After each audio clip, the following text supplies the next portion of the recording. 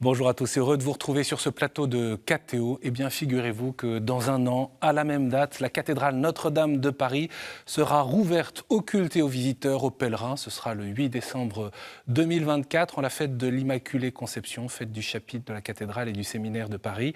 Dans notre émission spéciale, nous allons découvrir en images l'avancée du chantier à l'intérieur de la cathédrale, à l'extérieur aussi, avec la flèche, bien sûr, une flèche reconstruite et qui culmine à nouveau à 96 mètres au-dessus de Paris. C'est aussi l'occasion de faire le point sur la manière dont l'Église prépare la réouverture pour que l'accueil et la prière retrouvent toute leur place. Nous sommes accompagnés pour cette émission par Monseigneur Olivier Ribadeau-Dumas. Merci beaucoup d'être là. Bonjour Étienne. Recteur archiprêtre de la cathédrale Notre-Dame, et Philippe Jost, président de l'établissement public chargé de rebâtir Notre-Dame de Paris. Merci beaucoup de nous accompagner parce qu'on va voir beaucoup d'images, mais vous allez pouvoir nous partager ce travail ardent qui est fait sur ce chantier historique.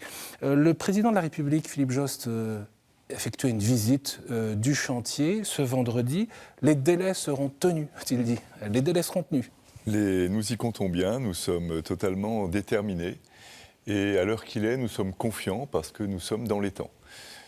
Maintenant, c'est une ligne droite, dernière ligne droite qui va être pleine probablement d'événements imprévus et nous nous battrons tous les jours, comme depuis 4 ans, pour rester dans les délais. Monseigneur Ribadeau-Dumas, c'est aussi pour l'Église un compte à rebours qui commence pour les yeux tournés vers cette réouverture ? Le compte à rebours a commencé il y a 4 ans et demi, mais parce que nous avons toujours eu les yeux fixés sur la réouverture de la cathédrale. Après, c'est de fait un temps très particulier, d'abord parce qu'il y a une visibilité très grande, on le verra dans le cadre de cette émission, il y a une visibilité grande de la renaissance de la cathédrale, et ensuite parce que nous sommes dans une période qui est une période dans laquelle nous avons à mettre en œuvre des choses très précises afin que le 8 décembre 2024, qui sera d'ailleurs pas la fête de l'Immaculée, parce que c'est un dimanche, la fête de l'Immaculée, ce sera le 9, mais afin que cette date-là, tout soit prêt. Ce qui marque ce 8 décembre 2023, c'est évidemment la reconstruction de la flèche de Notre-Dame de Paris. On en voit ces images, elle retrouve sa place dans le ciel de Paris, je le disais, 96 mètres au-dessus du sol. Oui, c'est exactement cela, c'est-à-dire que c'est la charpente de la flèche qui est maintenant achevée, puisque la flèche en fait est un ouvrage de chêne massif.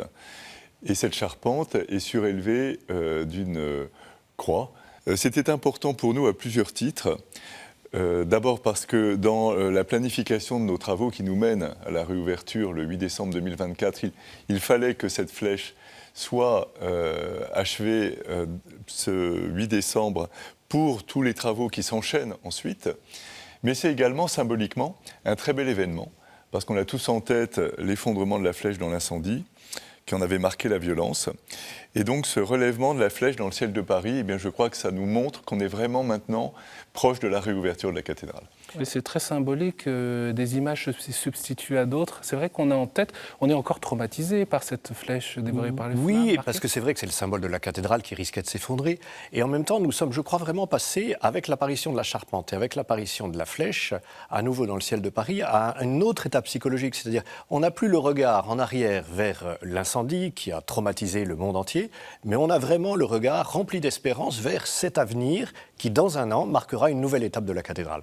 Et je pense que c'est ça sur lequel, aujourd'hui, nous devons vraiment nous appuyer. La réouverture de la cathédrale, c'est un formidable signe d'espérance, pas simplement pour l'Église, mais vraiment pour le monde entier. Et c'est à cela que l'établissement public, comme le diocèse, comme tous les partenaires, travaillent.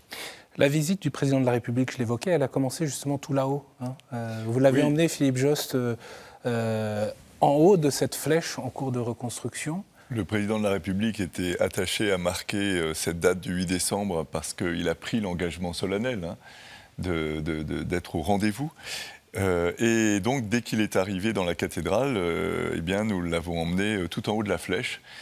Et il a pu féliciter, remercier les charpentiers, les échafaudeurs aussi, qui ont permis cette réalisation qui est un véritable chef-d'œuvre de charpente. Et on voit là ces images. Il est en train de remercier les chefs d'équipe des charpentiers, on appelle ça des gâcheurs, qui se sont mobilisés d'une manière admirable. C'est à la fois une compétence, des savoir-faire, mais aussi une mobilisation, un engagement, car en un an, ils ont taillé puis assembler l'ensemble de cette flèche. C'est un véritable exploit, il faut le reconnaître et il faut les en remercier. L'un des charpentiers nous a indiqué que la conception a tenu compte des potentiels changements climatiques et notamment du renforcement des vents. Et cette flèche nouvelle résiste à des vents 50% plus puissants. Alors cette flèche, c'est à la fois des savoir-faire ancestraux, anciens, mais c'est aussi des logiciels et des simulations et des études qui sont tout à fait du XXIe siècle, et notamment pour vérifier la résistance de cette flèche. En fait, ces études ont confirmé que cette flèche avait été très bien conçue pour résister à des vents importants, mais les calculs ont permis d'ajouter quelques renforcements, mais vraiment de manière assez limitée. Mais ça nous a donné l'assurance qu'ainsi, on pouvait affronter ces changements climatiques et notamment la survenue de vents violents et plus qu'auparavant. C'est plus de 1000 pièces de bois ? C'est plus de 1000 pièces de bois. Il a fallu plus de 1000 chaînes pour faire ces 1000 pièces de bois. Et puis, c'est également 2000 assemblages. Les assemblages, ce sont les points de rencontre de ces pièces de bois. Ils sont particulièrement complexes dans cette flèche. Il y a des assemblages, il y en a un notamment qui correspond à la rencontre de 25 pièces de bois, ce qui correspond à un travail de préparation, de taillage, comme disent nos charpentiers, extrêmement délicat, extrêmement précis, qui s'est fait en Lorraine tout au long de l'année 2023. On voit là l'axe autour duquel s'est construite cette flèche. On appelle ça le poinçon, c'est la colonne vertébrale de la flèche. Il y a 4 chaînes successives qui font, à eux 4, plus de 50 mètres de hauteur de cette colonne vertébrale de la flèche. Et c'est le point où se rassemblent et se rencontrent toutes ces pièces de bois qui vont faire la résistance de la flèche. Alors on a hâte de pouvoir voir cette flèche dans le ciel, parce que pour l'instant, elle est entourée de ces échafaudages qu'on a aperçus et qui permettent précisément la construction et l'achèvement de cette flèche. Il convient de rendre également hommage aux échafaudeurs qui ont fait un travail incroyable pour bâtir cet échafaudage qui est totalement imbriqué avec les pièces de charpente. Et cet échafaudage sera redescendu dans le courant du premier semestre 2024, de telle sorte qu'au moment des Jeux Olympiques d'ailleurs, et ça tombera bien, parce qu'il y aura, comme on sans doute beaucoup de monde à Paris, eh bien, on pourra voir cette flèche qu'on devine déjà assez bien au travers de l'échafaudage. Oui, on voit bien, et les gens sont marqués, les passants sont marqués quand ils voient cette flèche, ils en parlent. Et puis il y a encore un dernier acte, si j'ose dire, sur cette flèche, à part le fait de la recouvrir de plomb, bien sûr, c'est la pose du coq. L'archevêque de Paris va prochainement bénir ce coq dans lequel il va insérer les reliques qui étaient dans le coq précédent, des reliques de Saint-Denis, le premier évêque de Paris, de Sainte-Geneviève, la patronne de Paris, de la Sainte-Croix. Et en même temps, un autre, ce qui n'était pas dans le précédent coq, un autre tube de plomb dans lequel il y aura le nom de tous les compagnons qui ont travaillé sur la flèche et la charpente et de toutes les entreprises qui auront travaillé d'une manière ou d'une autre à la reconstruction de la cathédrale. Et que leur nom soit ainsi, et Philippe Josse l'a dit à des charpentiers il n'y a pas longtemps, que leur nom soit gravé ainsi dans l'éternité dans cette flèche, je trouve que c'est un très beau signe, que c'est une œuvre commune qui a permis que cette cathédrale soit reconstruite. Et il y a un autre nom qui est gravé dans l'éternité, si je puis dire, dans le bois de cette flèche, c'est le nom du général Georges Lain, dont vous avez pris la succession, Philippe Jost, à la présidence de l'établissement public chargé de rebâtir Notre-Dame. J'imagine que c'était un moment important, émouvant aussi pour vous, pour le président de la République, on l'a vu. C'était effectivement à la fois important, émouvant, et puis c'était un hommage pleinement légitime, parce que le général a installé le dynamisme de cette opération. En 2019, beaucoup trouvaient que ce délai de 2024 était un délai un peu fou. Et lui, le général, y a cru. Il a pris au mot l'engagement du président de la République, il l'a installé. Donc c'était important de le faire. Et nous l'avons fait avec des charpentiers qui ont apporté leur concours, et le président a donné le dernier coup de ciseau. Oui, le général qui est décédé tragiquement dans un accident de montagne au mois d'août, oui. La flèche est surmontée, vous l'avez dit, de ce coq qui va être réinstallé, mais aussi d'une couronne et d'une croix. On en voit les images de l'élévation, parce que de fait, la flèche de la cathédrale, ça a aussi une signification spirituelle, Monseigneur Ribaud-Dima. Ouais, de toute façon, cette flèche, comme toute la cathédrale, a une signification spirituelle. C'est-à-dire, c'est vraiment ce qui monte vers le ciel, et ce qui nous indique le ciel, et ce qui nous remonte le ciel. Je trouve que c'est beau qu'il y ait un coq. Il n'y a pas un coq dans toutes les églises du monde, c'est assez français. Mais ce coq, c'est celui qui annonce le jour et qui annonce donc le jour de la résurrection. C'est aussi, on n'oublie pas, le coq du reniement de Pierre. Et puis ce coq, c'est une girouette. Et donc il indique les 4 points cardinaux et il a quelque chose à voir avec la dimension universelle de l'Église répandue partout à travers la terre. Donc il y a un coq à l'issue, en haut de cette flèche, je trouve que c'est beau. Ce coq qui sera sur la croix, cette croix qui est le signe même par lequel les chrétiens se reconnaissent. Et donc cette cathédrale n'est pas un musée, ce n'est pas quelque chose d'autre qu'un lieu édifié pour la gloire de Dieu. Le temps des charpentiers s'achève, Philippe Jost. Encore quelques jours, semaines, mais de fait, ce temps-là est quasiment achevé. Alors nous avons eu effectivement un semestre de charpentier sur la flèche et un trimestre de charpentier sur les charpentes de la nef et du chœur, les charpentes qui correspondent à cette forêt de Notre-Dame de Paris. Ce qui fait qu'aujourd'hui, dans le ciel de Paris, nous voyons aussi les grandes toitures de Notre-Dame qui redonnent à Notre-Dame la silhouette qu'on lui connaît. Ce travail de charpentier va s'achever dans les semaines qui viennent et le temps des couvreurs a déjà commencé avec des échafaudages de couvreurs que l'on voit justement sur cette image qui commence à rendre moins visible ce beau travail de charpente et qui va permettre aux couvreurs de poser les tables de plomb et les ornements en plomb, tous ces ornements qui donnent à Notre-Dame de Paris cette grâce particulière et que nous allons donc retrouver dans le courant du premier semestre 2024. On va y revenir, mais d'abord je voudrais qu'on puisse retrouver les images et le travail de ces charpentiers, car depuis le début de l'été, ces charpentes médiévales ont migré depuis les ateliers où elles ont été construites jusqu'à la cathédrale, effectuant une part de leur trajet en péniche sur la Seine. Je vous propose de revenir sur cette formidable aventure de la reconstruction de cette charpente, la fameuse forêt de Notre-Dame, comme vous l'avez rappelé, avec ce reportage de notre journaliste Vincent Fayolle. Sur le toit de Notre-Dame, à plus de 30 mètres de hauteur, même sous la pluie et dans un vent glacial, les charpentiers du chantier s'attellent à redonner forme à l'ossature de la cathédrale. Valentin travaille sur la charpente de Notre-Dame depuis janvier 2023, quand il était en atelier. Aujourd'hui, c'est avec fierté qu'il vient tous les matins arpenter les hauteurs de la cathédrale. Moi, j'ai eu la chance de participer à la fois au dessin, au traçage, et ensuite à l'assemblage et au levage à blanc. Et aujourd'hui, sur site, le levage pour de vrai. Chaque fois qu'on monte, franchement, moi, tous les matins, je viens travailler avec plaisir. Bon, ça a toujours été le cas, mais là, c'est une émotion particulière. On est sur une cathédrale, déjà. On est sur la cathédrale française la plus connue, la plus symbolique. C'est quand même un haut lieu spirituel sur lequel on travaille et on remarche en fait dans les traces de nos prédécesseurs, donc qui étaient il y a 1000 ans. C'était un peu moins de 1000 ans, pardon. C'est quand même juste incroyable de se dire je me situe au même endroit que les premières personnes qui ont fait ça. Bon, peut-être pas, le paysage a beaucoup changé, mais on est quand même sur le même travail qu'eux, avec quelques améliorations. Des améliorations techniques pour le moins utiles, mais qu'il est intéressant de comparer avec les techniques ancestrales de leurs prédécesseurs. C'est l'avis de Pierre, charpentier de 22 ans. On a des grues qui sont bien plus modernes que les cages à l'écureuil qu'on pouvait avoir à l'époque. Donc voilà, ça nous facilite pas mal le boulot, mais ça ne nous empêche pas de nous demander comment les charpentiers à l'époque ont pu faire pour lever cette forêt et cette cathédrale.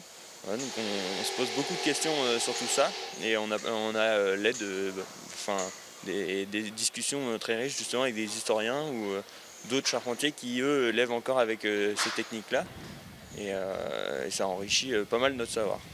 En juillet dernier, les premières fermes de la charpente arrivaient à Notre-Dame. Et aujourd'hui, la forêt de la cathédrale est sur le point d'être entièrement reconstituée à l'identique. La charpente, c'est quand même ce qui va venir soutenir la couverture, donc c'est l'ossature du toit. En plus, c'est quand même la charpente, le charpentier, c'est quand même le métier du Père de Jésus, donc c'est un peu symbolique, je veux dire, sur une cathédrale d'être charpentier, c'est vraiment une émotion particulière. Moi, je suis pas spécialement croyant, mais ça fait toujours quelque chose de se dire toute la symbolique que ça représente la charpente dans un édifice catholique. Ouais. Si quelques finitions sont à prévoir à la fin de l'hiver, le temps des charpentiers est presque achevé. Prochaine étape, les charpentes seront recouvertes de tables de plomb par les couvreurs et ornementées. Voilà, vous pouvez retrouver l'intégralité de ce reportage sur notre site ktotv.com. C'est l'un des épisodes de Notre-Dame en chantier qui suit tous les 15 jours ce chantier historique et les préparatifs aussi du côté de l'Église catholique.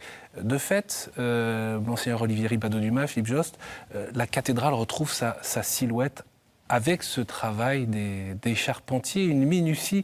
On voit ces immenses pièces de bois posées au centimètre, au millimètre. Ah, vraiment au centimètre, et c'est toujours une émotion de voir une grande ferme de charpente gruter et rejoindre les autres sur la cathédrale. Vous parlez de grue, Philippe Jost, mais c'est vrai qu'on entendait le charpentier qui disait on n'utilise plus les roues à écureuil, qui étaient ces grandes roues de 4-5 mètres où il y avait des hommes qui marchaient dedans pour faire marcher le treuil et monter maximum 1 tonne. De fait, les grues d'aujourd'hui facilitent le travail. Heureusement, elles emportent des fermes qui, là, font facilement 5 tonnes, 6 tonnes et jusqu'à 7 tonnes. Ça m'a fait plaisir, comme toujours, de revoir ces charpentiers. Et ça nous permet, et je pense à nos auditeurs, spectateurs, de sentir cet état d'esprit et cette ambiance qu'il y a sur le chantier, qui est de fierté, d'enthousiasme. Et puis, ses compagnons sont heureux de faire ce qu'ils font. Ils sont heureux d'arriver le matin sur le chantier. Et c'est un état d'esprit qui est aussi un état d'esprit d'entraide et d'unité des corps d'État entre eux. Les charpentiers, les maçons, les tailleurs de pierre, les sculpteurs. Et ça fait de ce chantier une aventure humaine collective qui est vraiment une des conditions et des explications du dynamisme de ce chantier et de la confiance que l'on peut avoir dans la réouverture dans un an. Et si vous permettez, Étienne, moi, je suis très ému chaque fois que j'entends quelqu'un comme Valentin. Très ému parce que ce qu'il dit, c'est tellement beau, c'est tellement fort. Il a conscience de l'endroit où il travaille. Et je suis sûr que aucun de ceux qui aura travaillé sur ce chantier de Notre-Dame ne sortira indemne. Et ils le raconteront à leurs petits-enfants. J'ai travaillé sur le chantier de Notre-Dame. Et je trouve que c'est quelque chose quand même qui est extraordinaire d'expérience humaine, ce que dit Philippe Jost, sur ce travail en commun. Il y a là quelque chose d'unique, je crois. Avec une dimension spirituelle, des racines spirituelles qui sont finalement naturelles, évidentes, dont on comprend qu'elles nous dépassent. Aujourd'hui, personne ne contesterait le fait que sans la foi chrétienne, la cathédrale n'existerait pas. La cathédrale est un édifice qui a été élevé il y a 860 ans pour la gloire de Dieu, donc c'est clair que ce n'est pas un autre monument que cela, mais elle a aussi une dimension patrimoniale qu'on ne peut pas nier. Mais devant tout ça, devant ce qu'on entend, devant ce travail qui est fait, devant ce rapport qui est fait à ceux qui ont construit la cathédrale, je trouve que nous sommes en proie à une grande humilité, quoi. Il y a une profonde humilité devant ce chef-d'œuvre et devant ce qu'il représente. Et dans notre culture, très fort. Et dans notre culture qui parfois est à la fois parfois très relativiste, marquée par le wokisme, tout un tas de courants. Retrouver la matérialité de la pierre, du bois et aussi de la finalité de l'édifice. Vous pensez que ça peut marquer notre société française ? Je pense. Je pense très certainement, très heureusement d'une certaine manière, que la rouverture de la cathédrale dans un an, c'est le plus grand événement spirituel de ce siècle. Alors, vous allez trouver, je suis mégalo, mais je crois qu'il y a vraiment une dimension planétaire qui doit permettre de réveiller la foi chez nos contemporains. On voyait ces charpentes reconstruites à l'identique, c'est le choix qui a été fait, donc ces charpentes médiévales. On avait des plans concrètement Alors, on avait effectivement un relevé de ces charpentes qui avait pu être fait. C'est encore un de ces événements providentiels qui accompagnent ce relèvement de Notre-Dame de Paris. Quelques années avant l'incendie, un relevé de ces charpentes, de cette forêt de Notre-Dame. Et puis, pour la flèche, nous avions des plans de Viollet-le-Duc. Mais il a quand même fallu, en complément, tout un travail d'études qui a associé des bureaux d'études de charpente, qui sont des ingénieurs spécialisés avec les logiciels qui vont bien. Et tout ça a été nécessaire et ils participent à l'aventure aussi avec les charpentiers. Donc quelques améliorations contemporaines, si je puis dire, dans la réalisation globale d'ensemble. Oui, donc on en a parlé pour la flèche. Pour les charpentes médiévales de la nef et du chœur, ça était surtout des vérifications. Les améliorations sont assez limitées, car ces charpentes sont là aussi dans une adéquation à leur fonction et ont démontré leur résistance. Elles avaient 800 ans, plus de 800 ans. Donc là, Nos côté forêt, ancêtres concevaient bien, avaient bien côté conçu forêt, les oui, choses. et je rejoins totalement ce que disaient les charpentiers tout à l'heure. Quand on voit les moyens qu'on déploie pour monter, vérifier les assemblages d'une part, vérifier donc la tenue, et ensuite monter dans la cathédrale, et qu'on pense à l'audace et au génie de nos devanciers, c'est quand même totalement démentiel. Et on est plein d'admiration pour l'audace de ces bâtisseurs de cathédrales du XIIe et du XIIIe siècle. Un bref mot sur les tailleurs de pierre, parce qu'il a fallu, et encore, tailler, reconstruire, reconstituer les fameuses gargouilles, celles qui ont souffert, par exemple, de l'incendie. Sur les maçons et tailleurs de pierre, on a des compétences et des savoir-faire incroyables, notamment du côté des sculpteurs. Regardez Il y a là. un travail de sculpteur important qui conduit à resculpter entièrement des éléments qui sont trop dégradés pour être mis sur la cathédrale. Donc on voit ici la pose d'une gargouille qui a été resculptée et qui va être donc posée sur la cathédrale. Mais il y a aussi un travail très spectaculaire, très impressionnant de stéréotomie, c'est-à-dire de calcul, d'assemblage de pierres pour des voûtes, pour la reconstruction des voûtes. Alors là, on voit une tête qui également a pu être replacée. Alors on a quelques statues en rond de bosse par ailleurs qui sont entièrement resculptées. Et les originaux, encore très beaux à voir, mais trop fragiles pour être placés sur la cathédrale, rejoindront un musée le moment venu. Le président de la République, d'ailleurs, on y reviendra, a annoncé la création de ce musée de l'œuvre Notre-Dame de Paris et le fait qu'il se situera dans les locaux de l'Hôtel-Dieu. La statue du Christ aussi, sur le pignon sud, a retrouvé sa place. On va voir l'architecte en chef des monuments historiques repositionner les mains du Christ. Encore une fois, tout renvoie à la finalité avec les mains ouvertes. Ça dit aussi quelque chose. Ça dit quelque chose de l'abandon du Christ et de son accueil. Oui.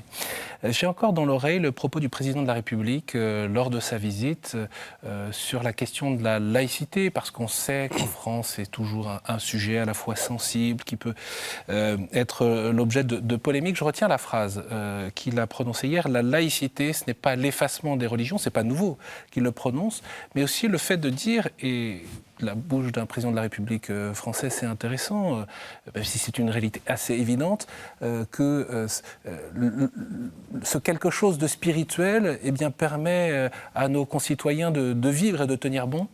Monsieur Ribado-Dumas. Oui, ces mots et ces interventions. Le rapport au spirituel est quelque chose qui aide nos compatriotes à vivre. Voilà, bien pour sûr, être précis, bien sûr. Vous savez, avant d'être à Notre-Dame, j'ai été un moment secrétaire général de l'épiscopat, et donc ces questions de laïcité occupaient beaucoup les débats. Et nous avions invité le président de la République au Collège des Bernardins, et il a pu redire que la laïcité, de fait, c'est pas l'effacement des religions, mais c'est la possibilité pour les religions de s'exprimer dans la société. C'est l'État qui est laïque, ce n'est pas la société qui est laïque. Et donc la spiritualité est importante dans la vie d'une nation, a-t-il dit aussi. Oui, bien sûr. Il l'avait déjà dit en 2018 lorsqu'il était venu au Bernardin. Et ça dit quelque chose du coup de vos relations entre vous, là aujourd'hui, sur notre plateau. Il y a l'Église, vous comme recteur archiprêtre, et puis vous, Philippe Jost, établissement public, qui représentez le bras engagé, ouvrier de l'État dans la reconstruction de la cathédrale. Nous vivons probablement donc une laïcité harmonieuse au quotidien. Et pour nous, c'est parfaitement naturel que la cathédrale soit un édifice affecté au culte, qui tire sa raison d'être du culte, mais qui est aussi un édifice patrimonial qui a une importance extrême dans l'histoire du patrimoine français et pour la nation française. Tout ça vit en harmonie. Et à l'image de nos relations, Olivier, Absolument. Nous sommes partenaires en fait pour tenir cet objectif du 8 décembre 2024. Et les travaux qui sont de la responsabilité du diocèse de Paris trouvent leur place dans l'ensemble des travaux qui vont conduire à cette réouverture. Parce que pour nos téléspectateurs, il ne faut pas oublier de redire que c'est l'État qui est propriétaire de la cathédrale. Oui, c'est ce que j'allais dire, oui. Et que nous sommes affectataires, donc nous sommes ceux qui sont chargés d'y célébrer le culte. Je vous propose maintenant de découvrir l'intérieur de la cathédrale, la nef, le chœur, le déambulatoire. Et au printemps dernier, dans notre émission Notre-Dame en chantier, vous étiez là avec nous. On découvrait, 4 ans après l'incendie, la blondeur de la pierre, on le voit là, nettoyée. Qu'est-ce qui vous marque le plus ces jours-ci, Monseigneur Ribado-Dumas ? Moi, ce qui me marque le plus, il y a 2 éléments. C'est de rentrer après que la nef et le chœur de Viollet-le-Duc étaient déséchafaudés, et donc de voir cette élévation et cette ampleur de la cathédrale, cette largeur de la cathédrale. Et hier, 8 décembre, j'ai été très impressionné parce que je ne l'avais pas vu encore. C'est la chair. La chair qui a été, je ne sais pas comment on dit, pas dépolie ou décapée, mais qui a une teinture de bois qu'on ne voyait pas avant, avec les croix redorées, et c'est absolument magnifique. Je ne sais pas si on a des images de la chair, mais on va tâcher. Mais le déséchafaudage qui s'est fait dans la nef et dans le chœur tout récemment, après avoir été opéré dans les collatéraux et dans le déambulatoire du chœur, nous permet à la fois de découvrir ces pierres nettoyées, où d'ailleurs les voûtes reconstruites sont fondues totalement Complètement. par rapport aux voûtes restaurées, dans un ensemble qui est unifié et harmonieux. On ne voit plus la différence des voûtes qui ont été détruites et celles... On ne voit absolument pas la différence. On a vu tout à l'heure une vue de la nef où il y a des voûtes reconstruites et c'est totalement indiscernable pour qui ne sait pas où étaient les brèches. Et bien nous avons aussi à cette occasion, d'ores et déjà, perceptible le travail des menuisiers, beaucoup de travail de menuiserie. Donc on a enlevé des vernis sur ces boiseries qui prennent une nouvelle... pas un nouvel éclat, puisqu'elles sont plutôt mates maintenant, mais une beauté qu'on ne soupçonnait pas. Et je crois que pour les visiteurs et pour les fidèles qui vont découvrir la cathédrale dans un an, l'intérieur, ce sera un émerveillement. Un émerveillement, un éblouissement par rapport à l'image que l'on a de la cathédrale qu'on connaissait. Grâce à ces nettoyages et grâce aussi à cette perception de l'espace qui va se trouver transformée avec une ampleur et notamment en largeur qui va être assez différente par rapport à la perception qu'on avait de ce grand vaisseau longitudinal. Et puis un travail des vitraillistes aussi qui... Le travail des vitraillistes est très... les vitraillistes maintenant ont quitté la cathédrale. Les vitraux des baies hautes qui avaient été nettoyés sont reposés. Alors là, nous voyons pas ces vitraux des baies hautes d'ailleurs, ceux-là sont restés en place. Ce sont des vitraux des chapelles.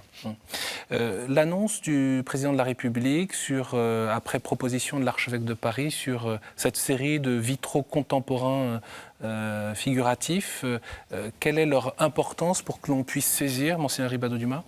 Alors, d'abord, il y a 2500 mètres carrés de vitraux à l'intérieur de la cathédrale. Sur ces 2500 mètres carrés, 8% sont des vitraux du XIIIe siècle et tout le reste sont des vitraux du XVIIe, 19e, 20e siècle. Donc la cathédrale a toujours créé des vitraux. Au début du XXe siècle, le cardinal Verdier avait demandé des nouveaux vitraux qui ont été réalisés quelques années plus tard par le cardinal Feltin. Donc il y a toujours eu une créativité des vitraux à l'intérieur de la cathédrale. L'archevêque, dans un lien constant avec le président de la République et le ministre de la Culture, a souhaité qu'il y ait des vitraux contemporains pour signifier qu'il y avait eu un incendie et qu'il y avait eu aussi une renaissance de cette cathédrale. C'est en garder une mémoire dans le verre. Garder une mémoire dans le bâtiment lui-même. Et pour moi, c'est aussi un hommage aux compagnons. Parce qu'en voyant ces vitraux nouveaux, on se souviendra qu'il y a des hommes et des femmes qui ont travaillé pendant 5 ans pour faire renaître cette cathédrale. Et donc c'est un signe important qui est dans la droite ligne de cette cathédrale qui traverse les âges et qui a toujours apporté à chaque époque quelque chose de tout à fait spécifique pour la rendre encore plus belle. Avec un message spirituel, évidemment, par exemple, les grandes rosaces, c'est autour de la Vierge Marie. Oui, parce que les vitraux nouveaux seront installés dans les chapelles du collatéral sud, dans ce qu'on appelle l'allée de la Pentecôte, qui sera consacrée aux saints en lien avec le diocèse de Paris et avec un des fruits de l'Esprit Saint. Donc il y aura vraiment dans ces vitraux un vrai message spirituel qui permettra aussi aux fidèles, aux pèlerins, aux visiteurs de découvrir quelque chose de notre foi. On voit l'une des rosaces là sous nos yeux. Elles ont fait l'objet. Ces rosaces n'ont pas été abîmées par l'incendie et elles n'ont pas été déposées. Il y a eu principalement un nettoyage des jambages de ces rosaces. Et hier, à propos des vitraux, le président de la République a donc dit qu'il recevait avec beaucoup d'intérêt cette proposition de l'archevêque de Paris et donc il la mettrait en œuvre, notamment en engageant une consultation, un concours d'artistes. Je vous propose maintenant de parler en particulier de ce que l'Église prépare pour accueillir les pèlerins, pour célébrer à nouveau dans la cathédrale Notre-Dame. Il se trouve qu'en la fête de l'Immaculée Conception, qui cette année est bien le 8 décembre, pardon, nous étions à l'église Saint-Germain-l'Auxerrois, où le diocèse de Paris était réuni pour la fête du chapitre de la cathédrale et du séminaire de Paris. Vous y étiez, Monseigneur Ribado-Dumas. Saint-Germain-l'Auxerrois qui, donc encore pendant un an, recueille la prière du diocèse de Paris et de vous tous qui nous regardez sur KTO tous les jours. Évidemment, eh bien, notre journaliste Vincent Fayolle nous emmène au cours de cette célébration, toute tournée vers la réouverture de la cathédrale.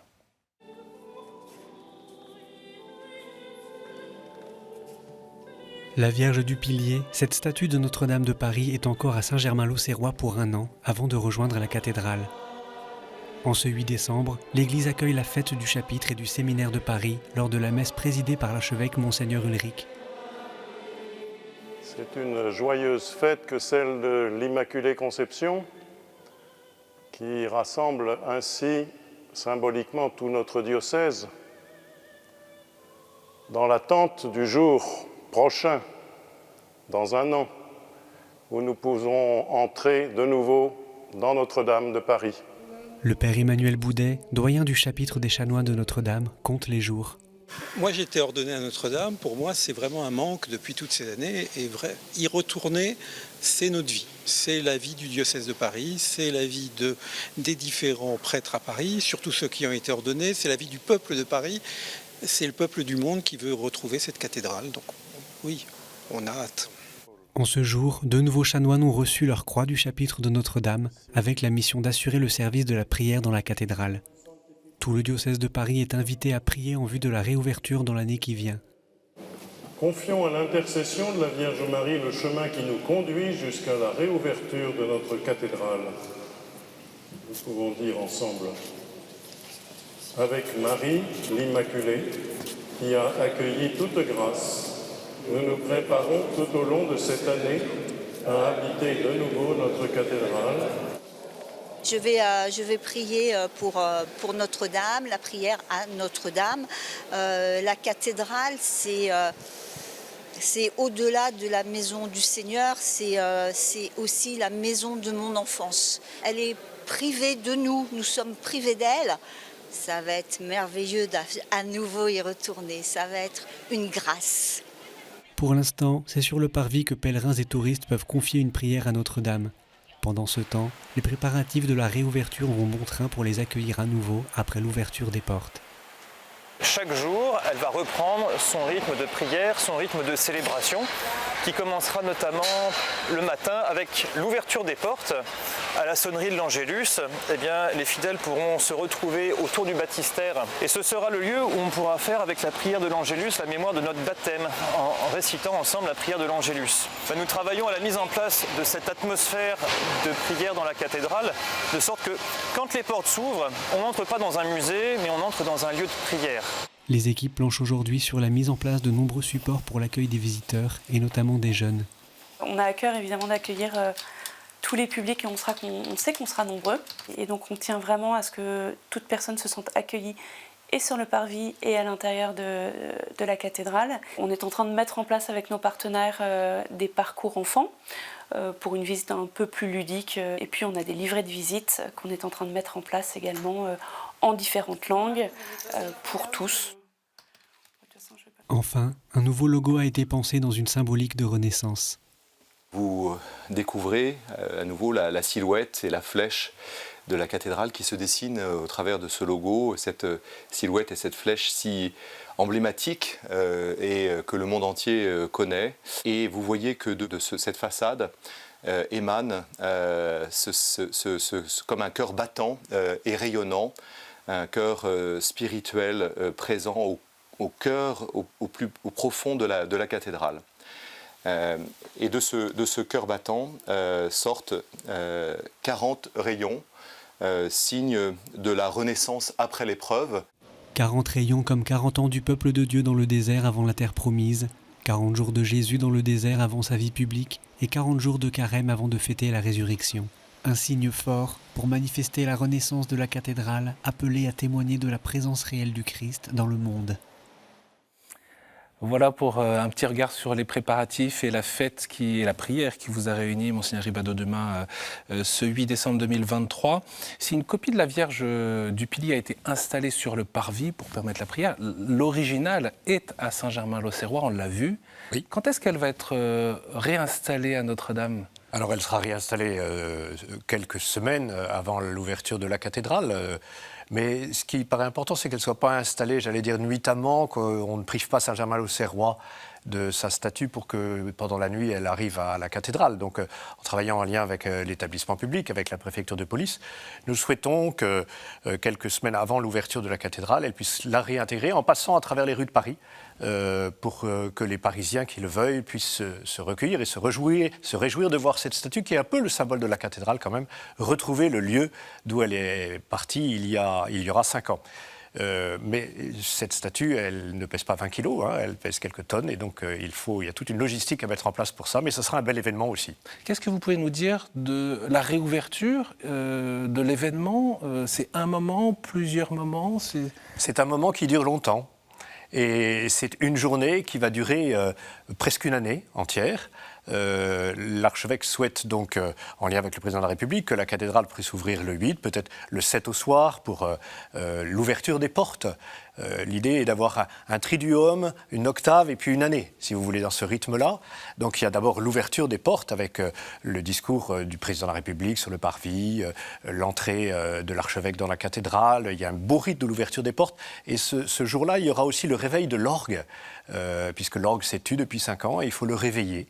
Et donc c'est un beau rite liturgique, ça, de faire à nouveau sonner cet orgue.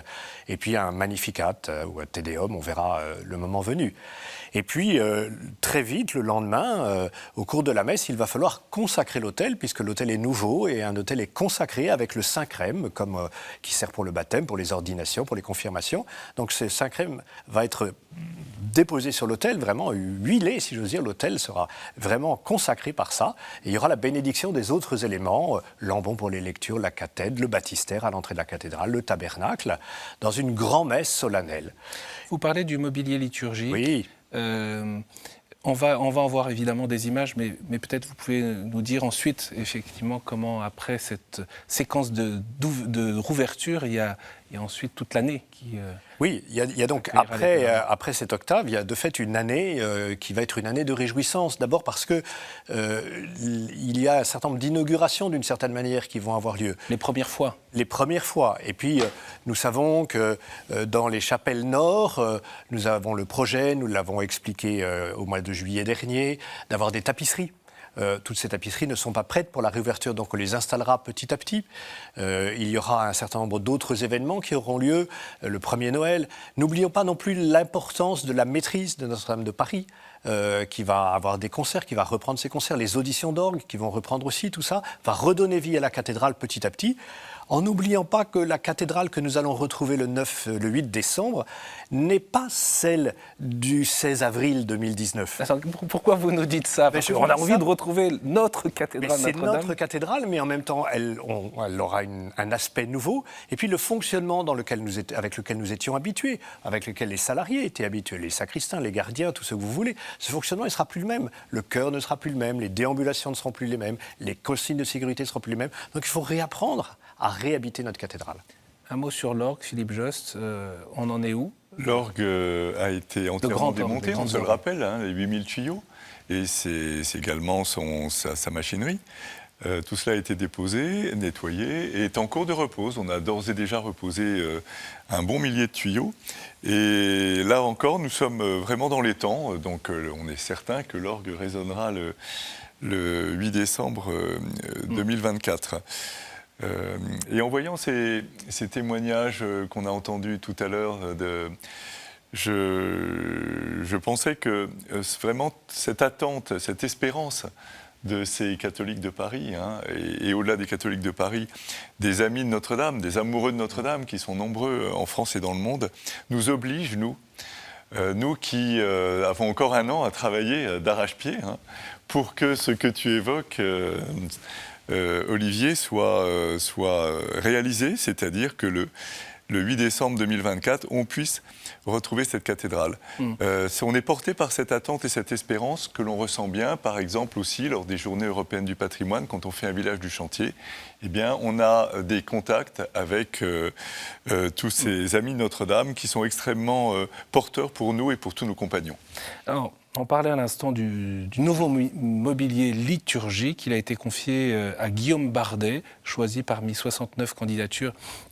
Et après une consultation initiée en octobre 2022 par le diocèse de Paris, je vous propose de découvrir ce mobilier liturgique. C'était lors d'une visite en octobre dernier de l'archevêque de Paris dans l'atelier de l'artiste.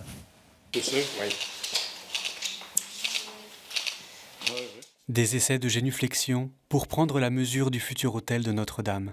Ce jeudi matin, dans l'atelier de Guillaume Bardet, l'archevêque de Paris, Monseigneur Ulrich, et le recteur de Notre-Dame, Monseigneur Ribado-Dumas, voient pour la première fois à quoi ressemblera le mobilier liturgique de la cathédrale à taille réelle. Autel, ambon, tabernacle, cathèdre et baptistère. L'archevêque et le recteur sont venus voir aujourd'hui dans la Drôme leur modèle en cire. C'est l'une des dernières vérifications avant leur mise en forme définitive. Le designer Guillaume Bardet a été choisi en juin dernier parmi 5 finalistes pour concevoir le mobilier. Il a passé ces derniers mois à modeler lui-même les maquettes de cire. Il fallait que les pièces fonctionnent avec le passé, avec le présent et avec le futur. Donc il y avait quand même déjà ces 3 temporalités qu'il fallait accueillir. Et il y avait aussi l'autre chose essentielle, c'est qu'il fallait que je m'adresse aux catholiques et que ce que j'allais faire devait être une forme d'évidence, mais que je m'adressais aussi aux non-chrétiens. Et il fallait que les pièces que je raconte soient présentes et leur parlent, en tout cas qu'ils comprennent qu'il se passe quelque chose entre ces pièces. Et pour moi, ce dialogue était hyper important et l'archevêque avait beaucoup insisté dessus. Donc moi, ça m'intéressait aussi, ce travail de l'évidence. Et donc ensuite, c'était de travailler les pièces tout ensemble et puis d'enlever tout ce qui n'est pas nécessaire et d'arriver à l'essentiel. Et puis l'essentiel sans que ça soit pauvre, que ça soit un essentiel puissant et de garder une puissance. Ces pièces, elles ont une puissance, elles doivent fonctionner pendant la liturgie, mais aussi hors de la liturgie. Et hors de la liturgie, elles doivent avoir une puissance culturelle très forte pour exister. Les derniers ajustements effectués d'ici un mois, les modèles seront envoyés dans une fonderie de la région. Celle-ci concevra les moules à partir desquels le mobilier sera conçu de façon définitive. Voilà, le mobilier liturgique, le nouveau mobilier de Notre-Dame, on en a un aperçu. On va le voir aussi in situ dans des images de synthèse, de projection. Au fond, quelles sont les grandes lignes du projet pastoral pour Notre-Dame dans ce 9 décembre 2024 ? Le but de la cathédrale, c'est de célébrer le culte, c'est un témoignage de foi, mais c'est aussi d'accueillir. Et nous attachons une très grande importance à l'accueil de tous ceux qui vont venir, peut-être 14-15 millions de personnes, il y en avait 11 millions avant l'incendie. Donc toutes ces personnes doivent pouvoir être accueillies telles qu'elles sont, quelle que soit leur foi. Quelle que soit leur connaissance de la religion.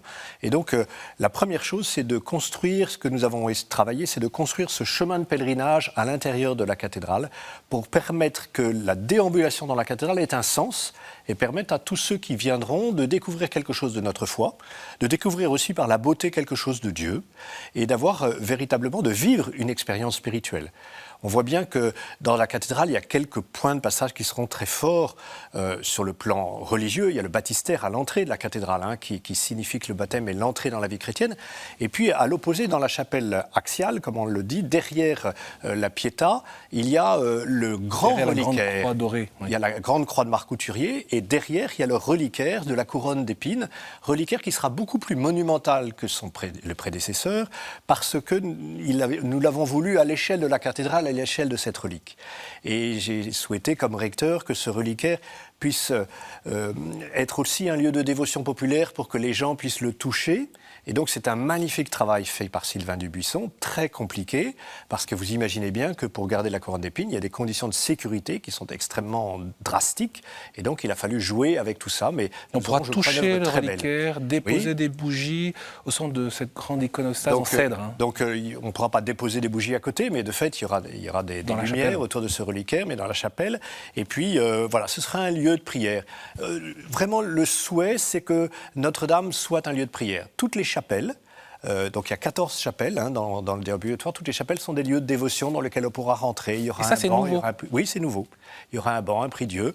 Et si quelqu'un veut prier Sainte-Geneviève, il pourra rentrer. Et si quelqu'un veut prier Isaïe, il pourra rentrer aussi. Donc, on voit les images là, du déambulatoire et on aperçoit ces chapelles qui, là, pour l'instant, sont protégées par des films derrière. Donc il faudra attendre encore un peu pour les découvrir. On va les découvrir, mais on voit bien, nous, dans le réagencement des œuvres que nous avons fait, que dans les chapelles du déambulatoire, il y a les grands mets. Vous savez, ces grands tableaux qui ont été offerts au XVIIe siècle par la confrérie des Orfèvres, qui vont retrouver leur place dans un cycle cohérent, Saint-Pierre d'un côté, Saint-Paul de l'autre.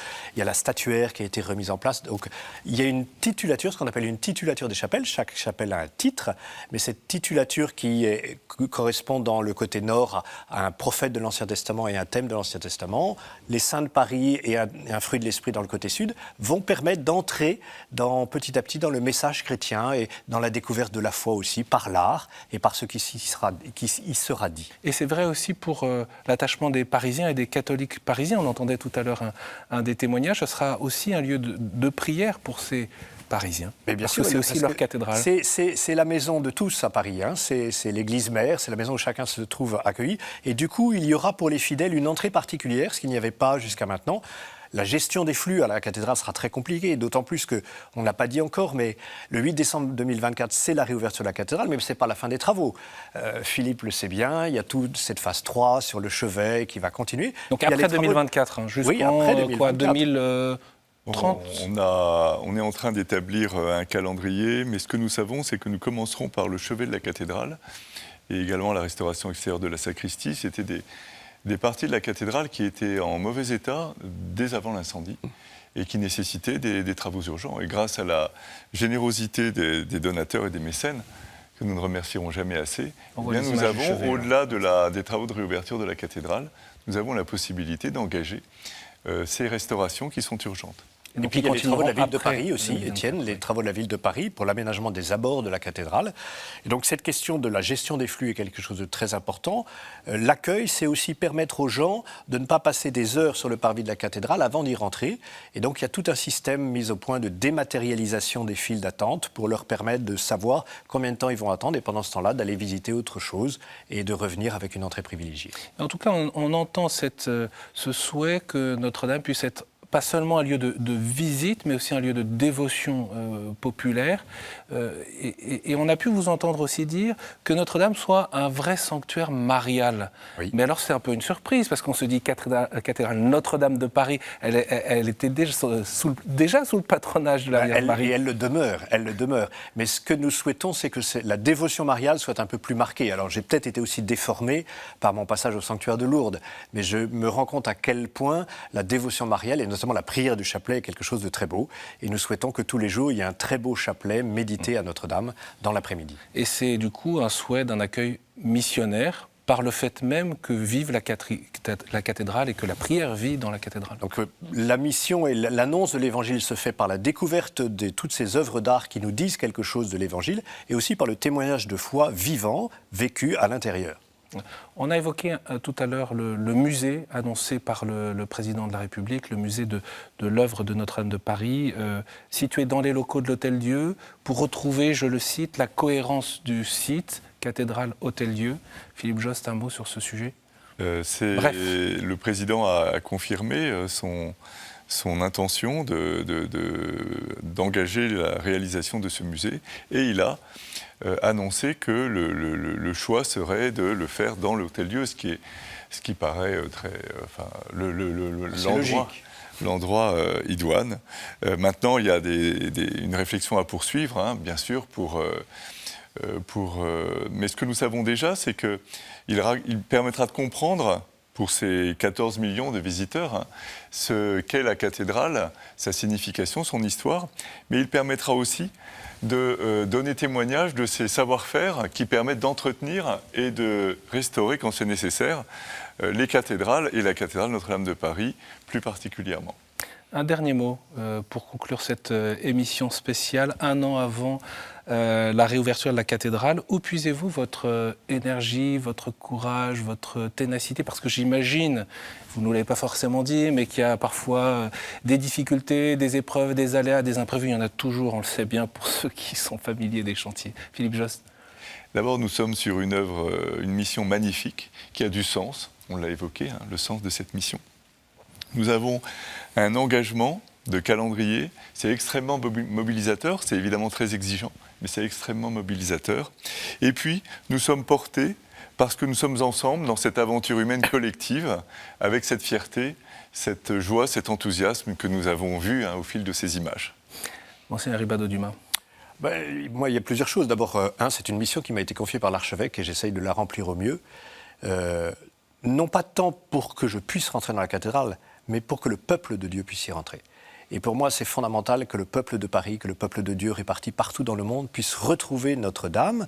L'émotion de l'incendie a été telle que nous sommes obligés à faire quelque chose qui puisse remplir le cœur, l'âme de tous ceux qui reviendront à Notre-Dame. Merci beaucoup à tous les deux de nous avoir accompagnés tout au long de cette émission spéciale Notre-Dame un an avant. Merci aussi à vos équipes. J'en profite pour les saluer pour la préparation de cette émission et tout au long de ces années de travaux. Frédéric Meyer, Alban Gauvin pour l'établissement public Rebâtir Notre-Dame. Je signale également la publication de la revue La Fabrique de Notre-Dame, le journal La Restauration. Là, je montre la revue du mois de juin. C'est une revue semestrielle, donc on attend celle de janvier pour suivre les travaux. Elle est disponible sur le site rebâtir-notre-dame-de-paris.fr. Merci beaucoup aux équipes aussi de la cathédrale. On a aperçu le vice-recteur, mais on pense aussi à Olivier Josse, notamment secrétaire général de la cathédrale. Le site de la cathédrale, le site internet, c'est notre-dame-de-paris.fr. Merci beaucoup à vous. On salue également Ludovica Giobbe du diocèse de Paris. Je salue bien sûr ceux qui ont contribué à préparer cette émission à la rédaction, l'équipe en régie, bien sûr mobilisée pour cette émission. N'hésitez pas à la retrouver sur notre site internet ktotv.com ainsi que toutes les étapes du chantier de Notre-Dame de Paris, de l'incendie jusqu'à aujourd'hui, jusqu'à sa réouverture. Bien sûr, la chaîne sera entièrement mobilisée et tournée vers cette échéance. Merci beaucoup de nous avoir suivis. À très bientôt.